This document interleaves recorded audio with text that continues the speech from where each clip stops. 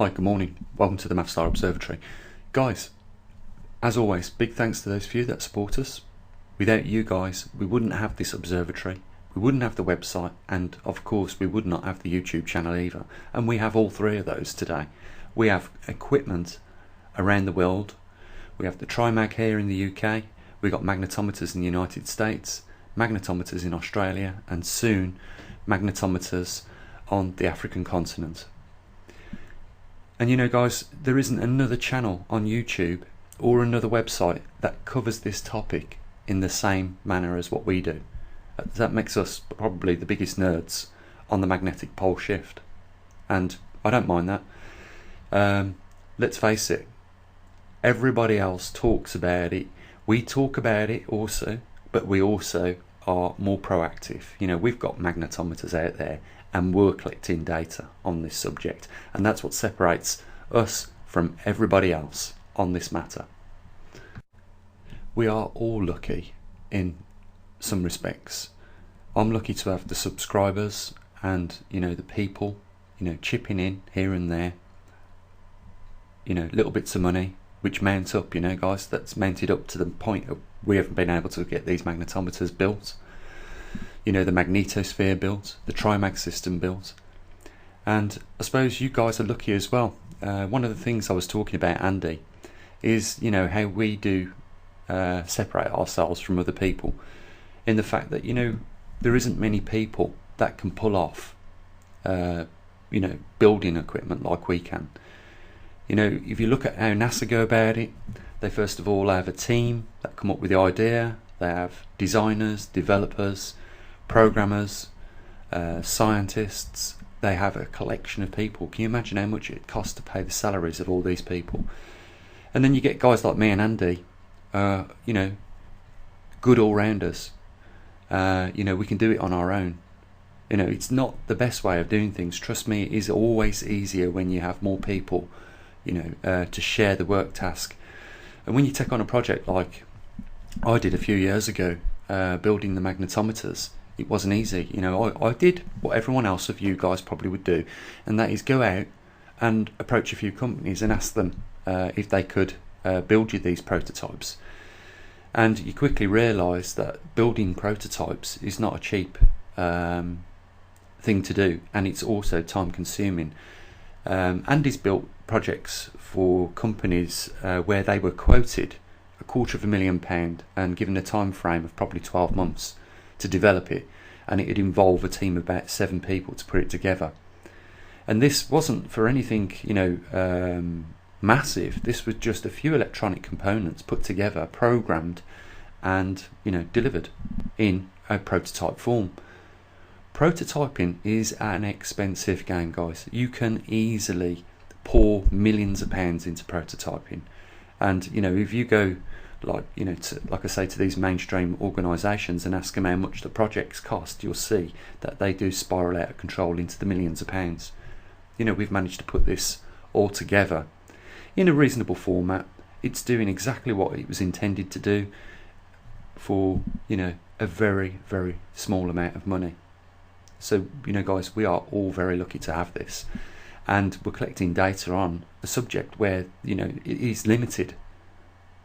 You know, these organisations like the ESA, the European Space Agency, you know, have had taxpayers' money to the tune of billions of pounds. Well, I wouldn't say billions, but definitely in the tens of millions, and they've put satellites up there and, you know, neglected to give the information and the data to the public.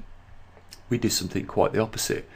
You know, the first thing that we concentrate on is not only collecting the data, but making sure that the public are not barred from it in any way. And that means giving it away. You know, in an ideal world, you know, it'd be nice to probably try and get this to a point that actually, you know, starts to pay at least a small living, if it could.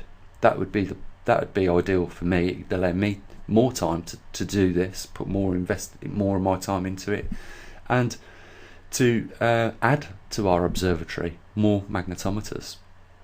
You know, everyone starts off somewhere, and we don't know where this could go with the observatory.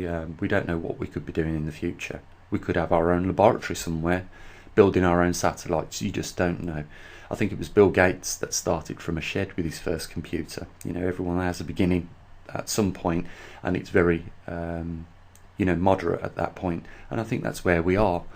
But I can see the light through the tunnel, guys. I can see that we are slowly progressing towards that light, and you know, we are slowly becoming a more professional operation. Like I said, these magnetometers were put together relatively quick.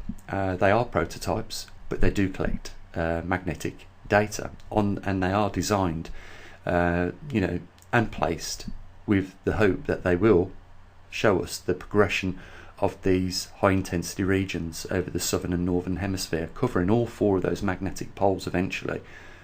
So you know, it is really a video just to say, guys, you know, we should be grateful where we are right now.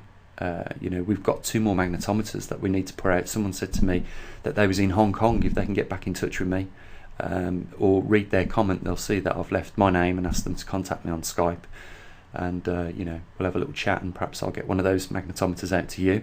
Or if you live in those regions where I was talking about yesterday, where were they? I don't have it. It was either Bangladesh, India, off the top of my head, the Philippines, and those sort of regions where the M3 and M4 magnetometers are marked on the map. If you want to go back and have a look at that, you can. And the only other thing, guys, I just want to mention before I end this video, and I think you know what I'm going to say here, but you know, let's face reality. You know, in order to keep producing what we're doing, we need to be funded, and you know, it is by you guys only that funding can come from. If we was being funded by any other organisation, I'm sure they'd be dictating to us what information we could put out. Otherwise we wouldn't get our salaries, and that's why a lot more of these scientists, you know, don't come out in the public that work for these organisations, because they would have their paychecks stopped instantly. So you know, guys, all I want to say is that right now you've got your own observatory, and it's delivering all the data to you guys. As much as we get it, you get it. You know, there's nothing being withheld, but we do need to keep the funding going, and you can help us by funding us on PayPal or becoming a patron. And you know, guys, I will promise you this, you know, if we can get more support now, you know, I'm sure, you know, there'll be opportunities later on that we can take where we can, you know, get funding from other sources. I'm not talking government funding, or you know, but there are other sources out there, and I'm sure we'll get recognised by them. And you know what, I won't have to ask so much for you guys for your support at that point. You know, we can then perhaps get some funding going from them sources, but right now there is no other alternative but to ask you guys to help support what we do at the Maverickstar Observatory. And that's it in a nutshell. You know, guys, the weekend's coming, and here in the UK the weather has started to peak up a little bit, and it's looking great. So I just want to say to you guys out there, have an amazing weekend, and you know, hopefully the next week or so Perth will be online with its test results on its data, and it will go into its full month's collection of its data. And you know, tomorrow I'll be pulling the SD cards out of the magnetosphere sensors, so we can have a look at that data, and we'll also pull the TriMag SD card and process that data as well. So have an amazing weekend.